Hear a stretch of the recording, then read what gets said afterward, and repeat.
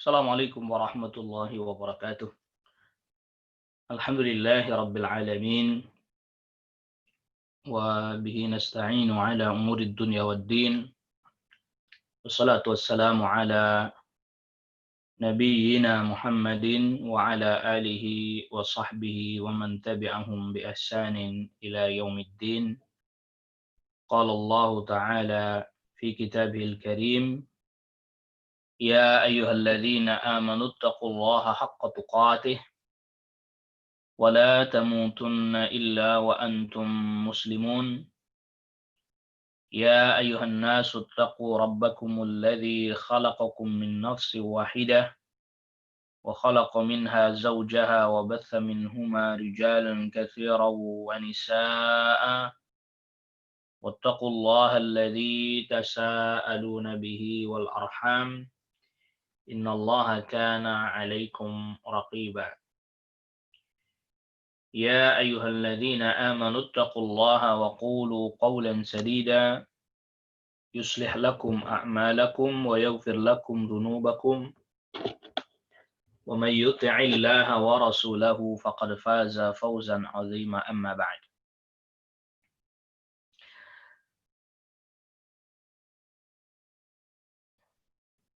Naam, ayyatuhal akhwat,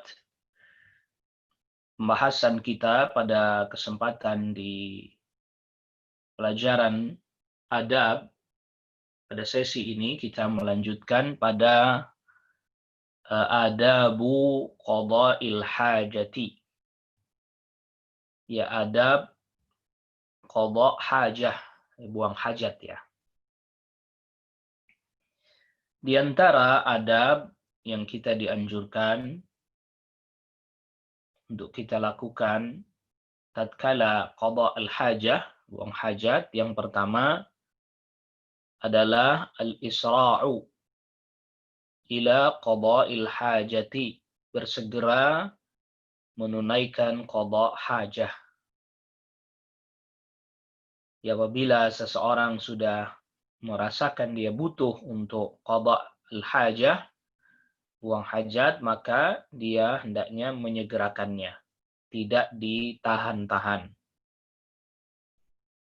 Famata ahassal insanu bihajatihi,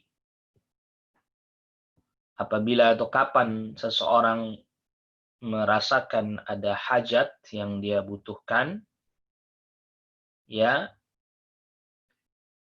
ila dukhulil khala'i, dia butuh masuk ke tempat untuk buang hajat,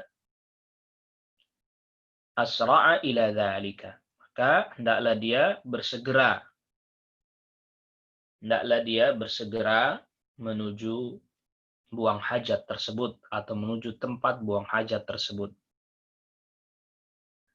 Lima fi dzalika minal fawaidid diniyati wat tibbiyati.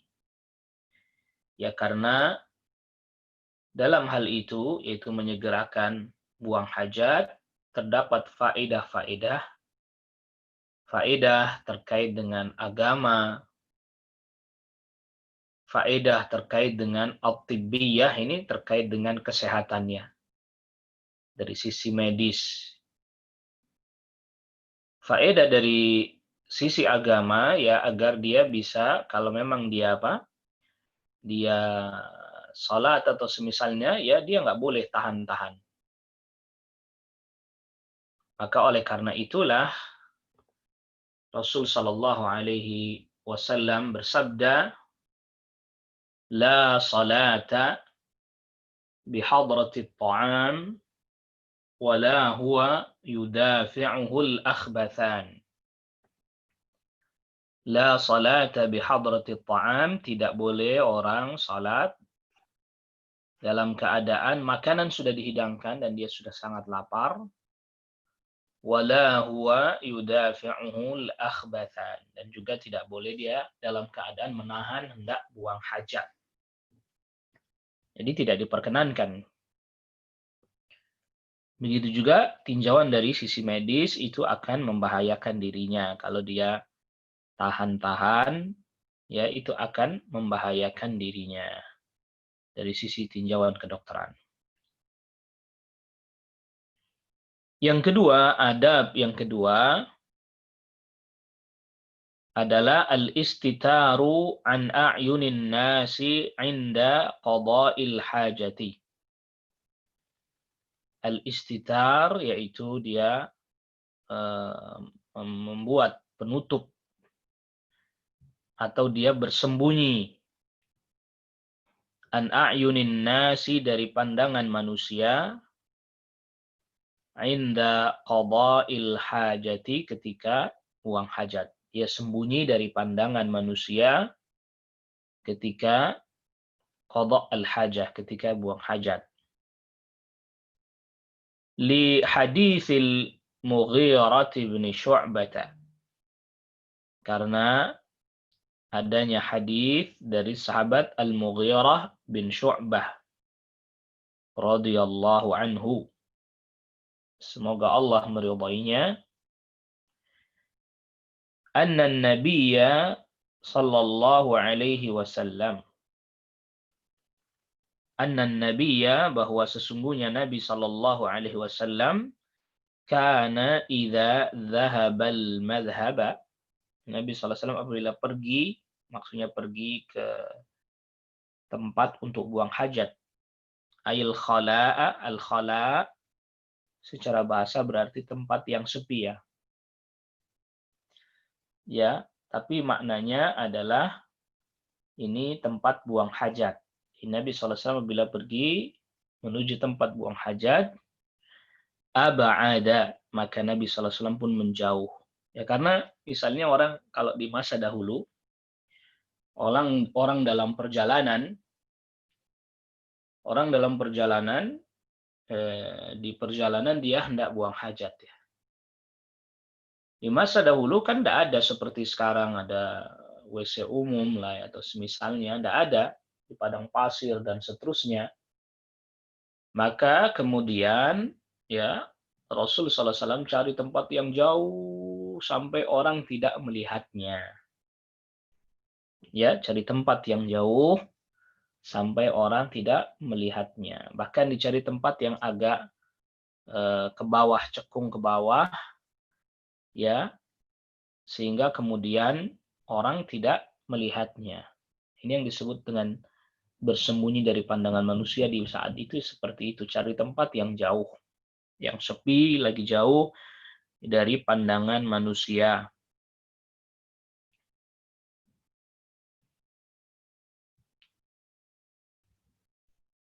Naam, ini yang kedua ya, adab yang kedua.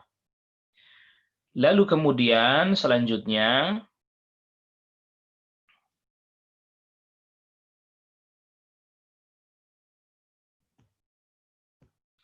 yang ketiga adalah ijtinabul mala'ini tsalathi. Menjauhi 3 tempat yang mendatangkan laknatnya manusia. Ijtinabul mala'ini tsalathi. Ijtinab itu menjauhi, al-mala'in 3 tempat yang al-mala'in as-salathi ini 3, al-mala'in tempat yang mendatangkan laknat, maksudnya mendatangkan laknat orang. 3 tempat itu yaitu adalah wahia tariqul ma'i, yaitu ya, jalannya air, maksudnya di situ tempat mengalirnya air. Yang ketiga adalah wa tariqun nasi, ya, jalan orang lewat. Wa dhillihim, dan tempat berteduhnya manusia. Li hadisi Mu'adz bin Jabal. Ya, karena hadisnya sahabat Mu'adz bin Jabal radhiyallahu anhu, semoga Allah meridainya. Qala sallallahu alaihi wasallam, Nabi sallallahu alaihi wasallam bersabda, ittaqul mala'inats tsalatsa. Jagalah oleh kalian 3 tempat yang mendatangkan laknat. Yang dimaksud mendatangkan laknat ya orang jadi melaknat ya, dia mau melakukan sesuatu ternyata ada ada kotoran di situ, ada bau yang nggak sedap di situ, tentu mereka jadi mencela, jadi melaknat. Yang pertama dari al-mala'in ats-tsalaats adalah al-burazu fil mawaridi. Ya, buang air besar atau buang hajat di tempat al-mawarid, di tempat orang datang untuk ngambil air. Ya, di situ ada tempat air, ada sungai kah, ada danau kah, ada sumur. Yang kedua, waqari'atut tariqi, yaitu buang hajat di tengah jalan, tempat biasanya orang lewat. Ketika lewat ya ada kotoran, bau tidak sedap, maka dia akan melaknat. Wadzilli, dan tempat apa? Berteduh. Al-zil, tempat berteduhnya orang. Jadi di bawah pohon yang biasanya orang duduk di situ, berteduh di situ, ya jangan buang hajat di situ. Ini yang dimaksud dengan al-mala'in ats-tsalaats.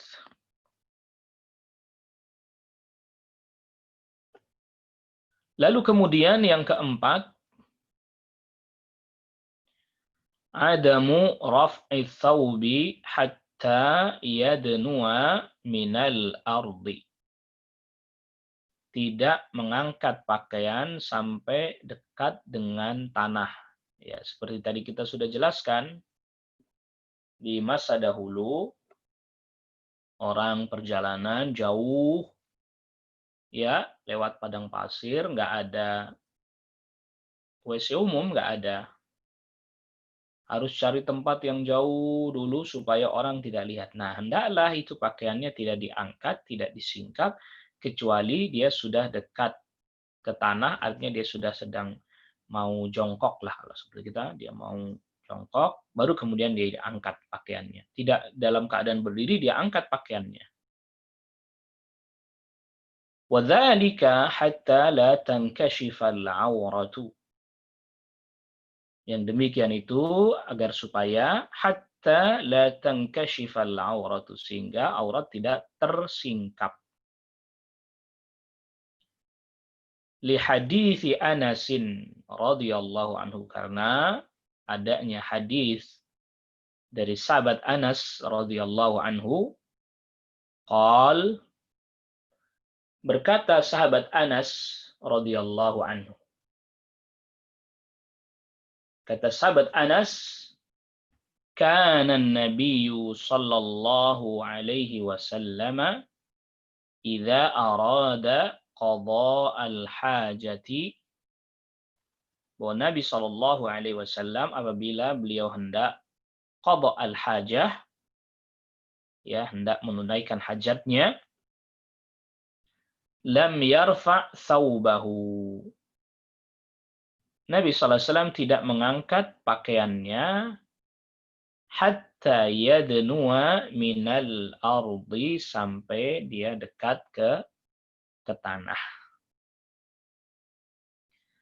Jadi sudah dekat, agak mau jongkok, baru kemudian kainnya diangkat. Sebagaimana tadi kita sudah katakan, karena ini di tempat yang tidak ada dinding-dinding, tembok-temboknya, ya hanya sekedar jauh dari pandangan orang aja. Nah, adapun apabila dia buang hajat seperti sekarang di satu tempat yang khusus, ada dindingnya, ada pintunya yang dia tutup, yang dia kunci, ya dia tidak perlu dia menunggu harus duduk ke tanah dulu baru, atau mendekat ke tanah dulu baru diangkat. Dia sudah bisa mengangkat pakaiannya dari awal ketika dia berdiri, asalkan sudah ditutup pintu tempat buang hajat tersebut. Lalu kemudian yang kelima, adab yang kelima, adamu dukhulil khala'i bi syai'in fihi dzikrullahi. Adamu dukhulil khala'i, tidak boleh masuk ke tempat buang hajat, bi syai'in fihi dzikrullahi, dengan membawa sesuatu yang di dalamnya ada nama Allah, Subhanahu wa ta'ala. Illa lihajatin, kecuali adanya hajat. Kenapa? Wadzalika li'annal khala'a makanun lil qadhurati wan najasati. Yang demikian itu karena al-khala', itu tempat buang hajat, itu adalah makanun, tempat lil qadhurati, tempat kotoran, wan najasati, dan tempat najis. Wa fihi, dan di tempat tersebut, di khala tadi, tajtami'u syayatinu, syaitan berkumpul. Ya, syaitan berkumpul. Makanya di antara doa yang kita dianjurkan untuk membaca ketika masuk ke khala, tempat buang hajat, Allahumma inni a'udzubika minal khubuthi wal khaba'ith. Allahumma inni a'udzubika minal khubuthi wal khaba'ithi. Ya Allah, aku memohon kepadamu perlindungan dari al-khubuthi, ya setan laki-laki, wal khaba'ithi, dan setan perempuan. Jadi alasannya nggak boleh membawa sesuatu yang di dalamnya terdapat nama Allah karena tempat itu tempat kotoran dan najis dan berkumpulnya syaitan. Wa siyanatan, dan dalam rangka menjaga lismillahi ta'ala, menjaga nama Allah ta'ala, anil ihanati, dari dihinakan, wal izdira'i, dan dilecehkan. Ya, menjaga nama Allah, ya tidak boleh dihinakan dan dilecehkan. Ini yang kelima. Yang keenam, an-nahyu an istiqbalil qiblati wastidbariha. Larangan menghadap kiblat dan membelakangi kiblat. Ketika buang hajat, ya kita tidak diperkenankan menghadap kiblat, dan juga kita tidak diperbolehkan membelakangi kiblat. Li hadithi Abi Ayyub al-Ansari. Karena ini ada hadis dari sahabat Abu Ayyub al-Ansari radhiyallahu anhu, semoga Allah meridainya. Anna an-nabiy sallallahu alaihi wasallam qaal, bahwa Nabi sallallahu alaihi wasallam bersabda, "Idza ataitumul ghaita", apabila kalian mendatangi al-ghaita, ya tempat buang hajat ya, atau buang hajat. Apabila kalian mendatangi al-ghaita, ya tempat buang hajat. Atau apabila kalian buang hajat. Jadi al-ghaita ini artinya awal mulanya adalah makanun munkhafidun minal ardi.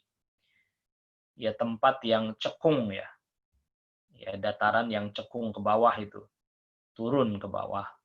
Ya biasanya orang buang hajat di situ agar supaya tidak terlihat oleh manusia yang lain. Ya, tapi kemudian al-ghaid menjadi artinya menjadi ya kotoran atau buang hajat itu sendiri. Idza ataitumul ghaid, apabila kalian buang hajat, fala tastaqbilul qiblata, maka janganlah kalian menghadap kiblat.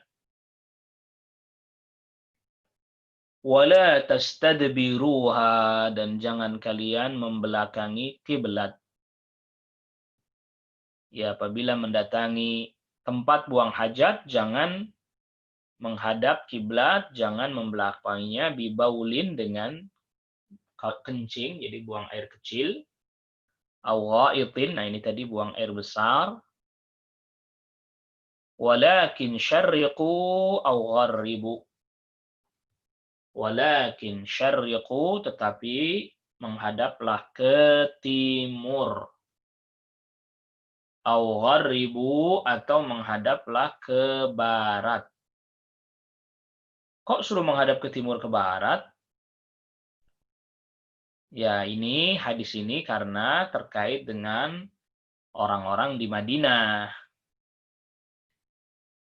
Ya, Madinah itu sebelah utaranya Makkah.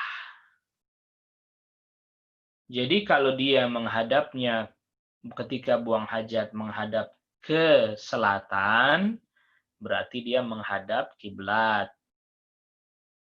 Kalau dia menghadapnya ke utara, berarti dia membelakangi kiblat. Oleh karena itulah Rasulullah Shallallahu Alaihi Wasallam perintahkan syarriqu aw gharribu, menghadap ke timur atau menghadap ke barat. Kalau dia menghadap ke selatan, berarti dia menghadap kiblat. Kalau dia menghadap ke utara, dia membelakangi kiblat. Tetapi kalau buat orang Indonesia ya justru malah nggak boleh ke timur ke barat. Ya, kalau buat orang Indonesia nggak boleh. Justru orang Indonesia menghadapnya jadinya ke utara atau ke selatan. Wahadal hukmu, dan hukum ini yaitu tidak boleh menghadap ke kiblat atau membelakanginya, khasun khusus bil khala'i, dengan al khala, tempat buang hajat yang terbuka, ais sahra, yaitu padang pasir, atau bahasa lainnya tempat terbuka. Jadi misalnya ada orang buang hajat di tempat terbuka, ya dia tidak boleh menghadap kiblat atau membelakangi kiblat. Dia tidak boleh, dia tidak diperkenankan itu. Kalau dia buang hajat di tempat yang terbuka, tidak ada penutup atau dinding yang menutup dirinya. Amma fil bunyani, adapun pada bangunan, au ma'a wujudi satirin. Nah, ini yang benar nih satirin ya, bukan sairin. Au ma'a wujudi satirin, atau adanya satir, penghalang. Bainal mutakhalli, antara orang yang sedang buang hajat, wal qiblati, dan kiblat. Jadi dia buang hajat di satu bangunan yang memang tertutup tembok, atau ada penghalang ya, ada kain yang menghalangi atau semisalnya antara dirinya, antara orang yang buang hajat dan kiblat, fayajuzu dzalika, maka hal tersebut diperbolehkan. Hal tersebut diperkenankan kalau ada penghalangnya. Ya, ini yang ke-6. Lalu kemudian selanjutnya yang ke-7, an-nahyu 'anil bauli fil ma'ir rakidi aid-daimi. Ya, dilarang kencing di air yang diam, tidak mengalir. Air yang diam, tidak mengalir. Nggak boleh kencing di situ. Karena itu nanti bisa merusak air itu ya. Bisa merusak air tersebut menjadi air yang terkena najis.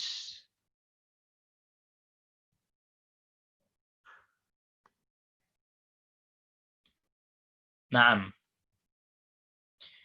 Jadi dilarang buang air kecil, apalagi buang air besar tentunya, di air yang diam tidak mengalir. Karena akan merusak air tersebut. Ya. Li hadithi Abi Hurairah. Karena hadisnya sahabat Abi Hurairah radhiyallahu anhu, anna Rasulullah sallallahu alaihi wasallam qaal, bahwa Rasulullah sallallahu alaihi wasallam bersabda, la yabulanna ahadukum fil ma'id da'im alladhi la yajri thumma yaghtasilu fihi. La yabulanna ahadukum, janganlah salah seorang di antara kalian kencing fil ma'id da'imi, di air yang diam, alladzi la yajri, yang tidak mengalir. Thumma yaghtasilu fihi, kemudian dia mandi di air tersebut. Ya, kencing di air itu, lalu kemudian dia apa? Mandi di air tersebut. Maka di dalamnya ini terdapat faedah larangan kencing di kolam. Ya, biasanya kan orang berenang di kolam, lalu kemudian dia kencing di salamnya. Nggak boleh, karena dia nggak mengalir. Ada yang di antara para ulama mengatakan larangannya ini makruh. Selama airnya tersebut tidak berubah bau, rasanya, warnanya. Ya, tetapi kalau dibiarkan terus-menerus kan nanti juga akan banyak ya akhirnya membuat perubahan pada air. Ya, jadi walaupun ini sebagian para ulama mengatakan larangan makruh kalau tidak berubah airnya. Ya, orang pun akhirnya merasa nggak nyaman lah untuk mandi lagi di situ. Nah, ini nggak diperkenankan. Yang kedelapan, karahiyatu istikhdamil yadil yumna. Makruh menggunakan tangan yang kanan fi qada'il hajati, tatkala dia buang hajat. Li hadithi Abi Qatadah, karena hadis sahabat Abi Qatadah radhiyallahu an, anna Nabi sallallahu alaihi wasallam qaal, bahwa Nabi sallallahu alaihi wasallam bersabda, la yumsikanna ahadukum dzakarahu. La yumsikanna ahadukum dzakarahu. Janganlah salah seorang di antara kalian menyentuh kemaluannya biyaminihi, dengan tangan kanannya. Wa huwa yabulu, sedangkan dia kencing. Artinya ketika buang air kecil, nggak boleh menyentuh kemaluan dengan tangan kanannya. Wala yatamassahu minal khala'i biyaminihi, dan jangan juga dia yatamassah ini maknanya adalah dia istinja ya dengan menggunakan batu ya. Jadi termasuk istilah yang digunakan ini yatamassahu, beristinja menggunakan dengan batu. Kenapa yatamassahu? Ya diusap-usap. Ya diusap-usap. Ya, janganlah dia beristinja dari buang hajat biyaminihi, dengan tangan kanannya. Ketika buang hajat tidak boleh menyentuh kemaluan dengan tangan kanannya. Begitu pula ketika dia istinja, ya dia bersuci setelah buang hajat, tidak boleh juga dengan tangan kanannya. Ya, tapi yang dia gunakan adalah Ya, tangan kirinya. Yang dia gunakan untuk beristinja itu tangan yang kiri. Muttafaqun alaih. Ya, hadis ini dikeluarkan oleh Imam Bukhari dan Imam Muslim. Yang kesembilan, istihbabul bauli qa'idan. Boleh dianjurkan buang air kecilnya duduk. Wa jawazuhu qa'iman, dan boleh berdiri.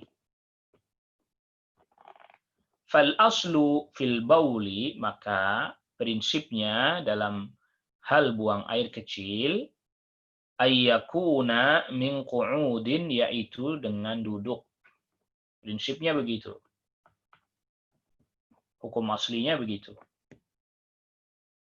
Li hadithi Aisyah radhiyallahu anha, karena hadisnya Ummul Mukminin Aisyah radhiyallahu anha.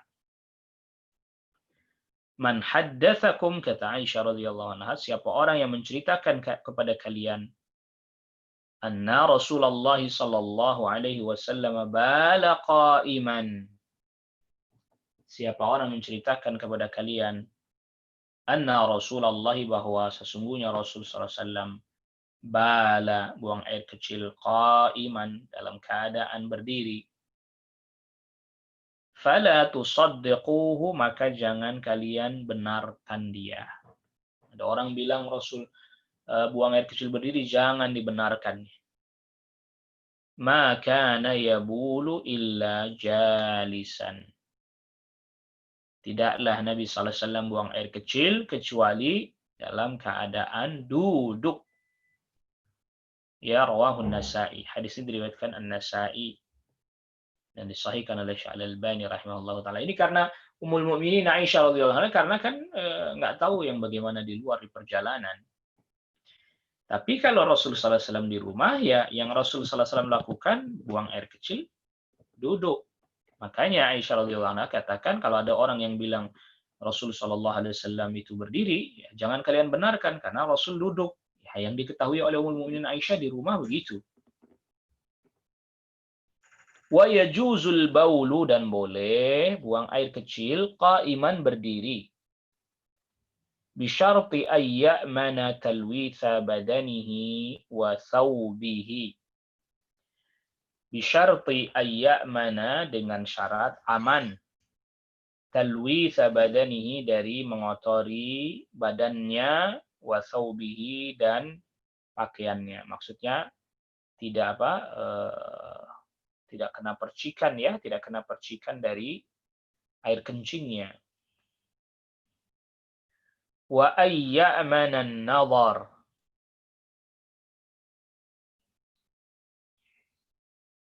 dan ia juga ayya'manan nazara ilaihi, dia juga aman dari dilihat oleh orang lain ketika dia buang hajat.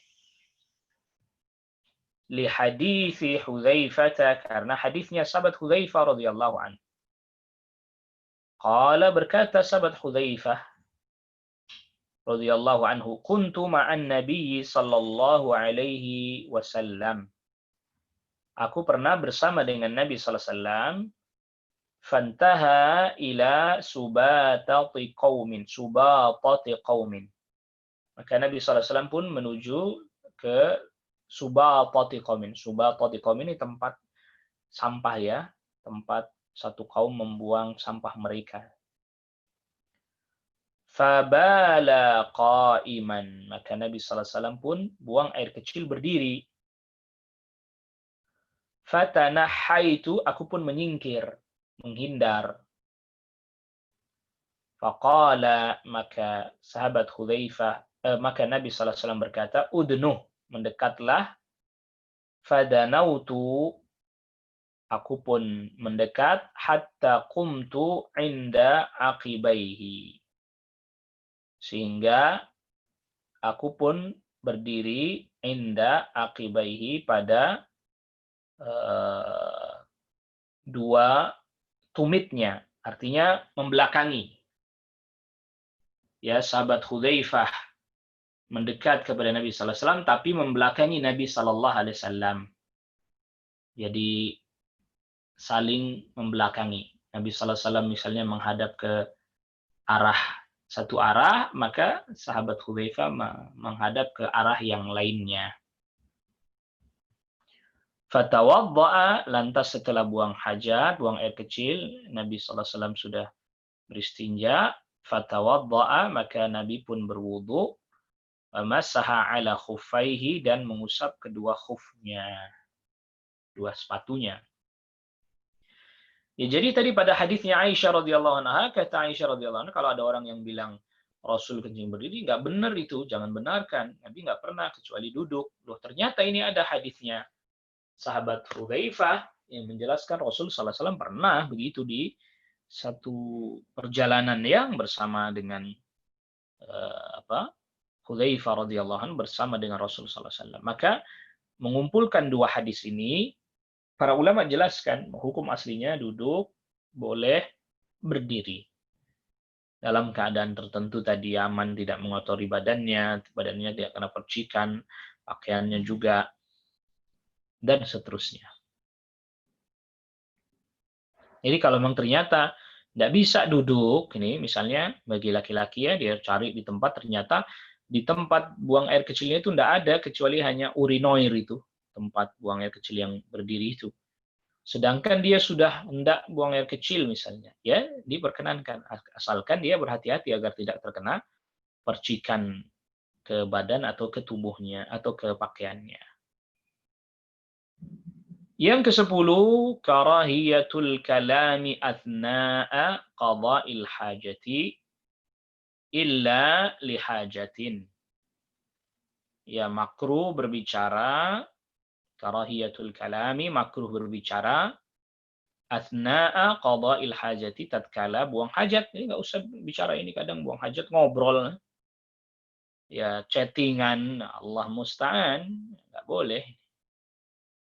Illa lihajatin, kecuali ada hajat. Ya misalnya dia sedang buang hajat, lihat ada orang yang tidak jatuh ke jurang, lalu dia akhirnya berteriak, awas Anda nanti jatuh ke jurang. Itu ada hajat, boleh. Kalau tidak ada hajat, tidak boleh. Li hadits Ibnu Umar, karena hadisnya sahabat Abdullah bin Umar radhiyallahu anhuma, semoga Allah meridhai keduanya, yaitu sahabat Abdullah dan ayahnya itu Umar. Kata Abdullah bin Umar, anna rajulan marra, dan seseorang lewat, wa Rasulullah sallallahu alaihi wasallam yabulu, sedangkan Rasulullah sallallahu alaihi wasallam sedang buang air kecil. Fasallama, orang yang lewat ini mengucapkan salam kepada Rasulullah sallallahu alaihi wasallam. Falam yarudda alaihi. Nabi sallallahu alaihi wasallam tidak menjawab salamnya orang ini kecuali nanti sudah selesai. Ya, jadi ketika Rasul buang air kecil, ada orang lewat, ucapkan salam, Assalamualaikum. Rasul nggak jawab, sudah selesai buang air kecilnya, lalu kemudian sudah istinja, berwudu, didatangi orang itu, lalu Nabi sallallahu alaihi wasallam katakan waalaikumsalam. Jadi ketika buang hajat, Nabi sallallahu alaihi wasallam tidak berbicara. Rawahu Muslim. Ya, hadis diriwayatkan oleh Muslim.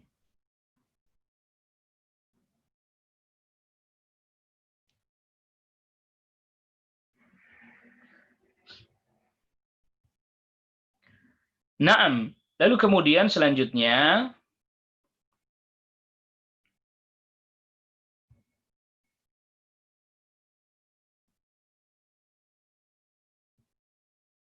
yang ke-11, karahiyatul istijmari bil azmi war rawthi. Makruh istijmar. Istijmar itu istinja ya. Bil azmi, dengan, maksudnya istijmar itu beristinja dengan batu, bukan yang dengan air. Dia tidak boleh bil azmi, dengan tulang hewan misalnya, war rawthi, dan kotoran hewan yang sudah kering nggak boleh. Wastihbabuhu, dan dianjurkan istijmar witran, ganjil. Li hadithi Salman al-Farisi, karena hadisnya sahabat Salman al-Farisi, orang Persia. Makanya nama belakangnya al-Farisi karena orang Persia beliau, radhiyallahu anhu. Qala, berkata sahabat Salman al-Farisi, nahana Rasulullah sallallahu alaihi wasallam an nastanjiya bi aqalla min 3 ahjarin. Nahana Rasulullah sallallahu alaihi wasallam, Rasul sallallahu alaihi wasallam melarang kami an nastanjiya, beristinja, kami beristinja, bi aqalla min 3 ahjarin, dengan kurang dari 3 batu. Ya, jadi dianjurkan istinja dengan batu 3. Au an nastanjiya, atau Rasul melarang kami beristinja biraji'in, dengan kotoran, ya kotoran yang sudah kering.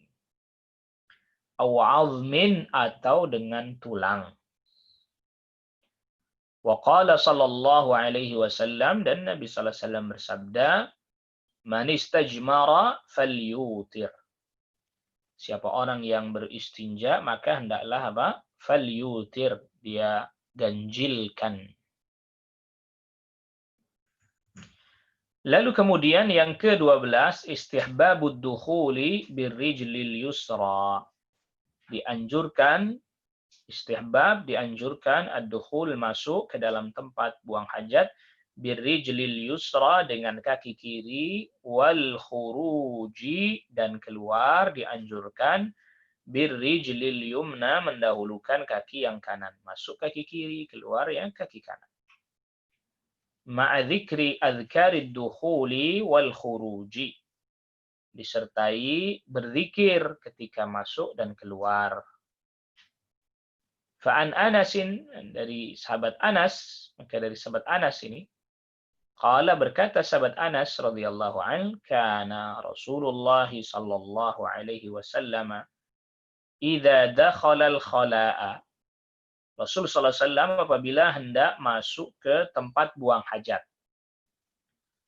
Qal, Rasul membaca, ini ketika hendak masuk ya, bukan bersamaan dengan masuk. Ketika hendak masuk.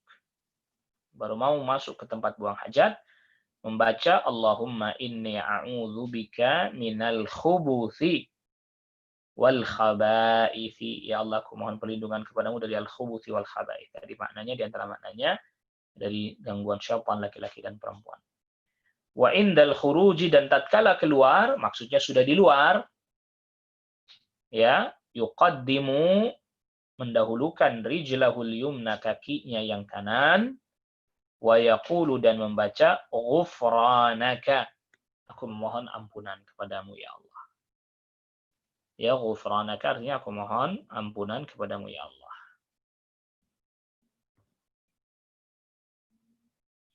Yang ke-13, ghaslul yadaini. Adab yang ke-13 adalah ghaslul yadaini, mencuci kedua tangan. Ba'da qada'il hajati, setelah buang hajat, cuci tangannya. Li hadithi Abi Hurairah, karena ada hadis dari sahabat Abi Hurairah radhiyallahu anhu, anna Nabiy sallallahu alaihi wasallam, bahwa Nabi sallallahu alaihi wasallam qada hajatahu, Nabi sallallahu alaihi wasallam menunaikan hajatnya, buang hajat. Tsumma istanja min taurin, kemudian Nabi sallallahu alaihi wasallam beristinja min taurin, dari bejana yang kecil. Artinya taurin ini ina'in saghirin. Ina'in saghirin, yaitu bejana yang kecil. Tsumma dallaka yadahu bil ardi, kemudian Nabi sallallahu alaihi wasallam menggosok-gosokkan tangannya di tanah.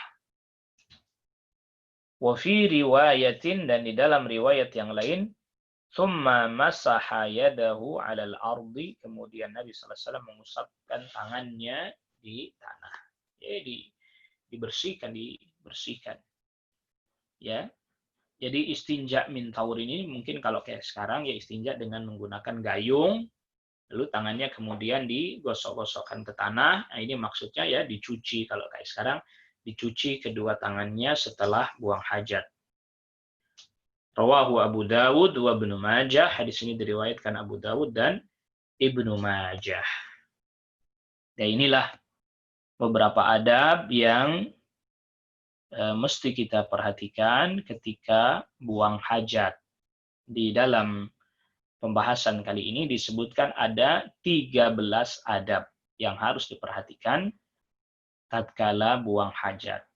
Wallahu ta'ala a'la wa a'lam. Ya. Ada pertanyaan?